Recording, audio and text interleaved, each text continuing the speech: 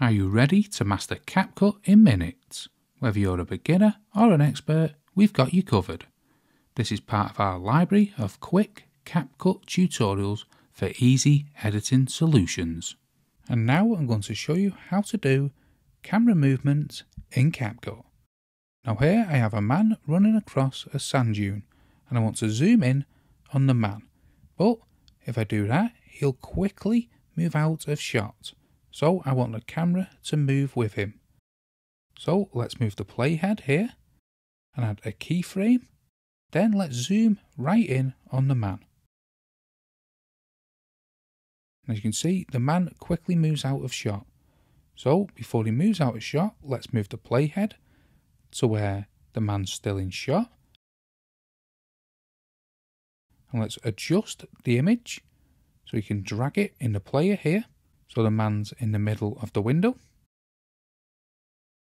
The keyframe will automatically be added, as you can see here.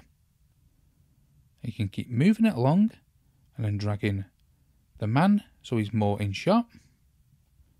You can keep doing this to make adjustments. So now, as you can see, the man stays within the frame and the camera moves with him until he completely runs out of shot on the original video. Now if for any reason you want to make adjustments to the camera movement, all you need to do is press the keyframe here and slightly adjust it so it's perfect for you.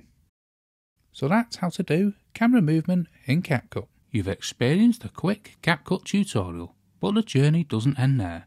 Dive deeper into the world of CapCut with our dedicated playlist of tutorials designed to make your editing experience smoother and more efficient.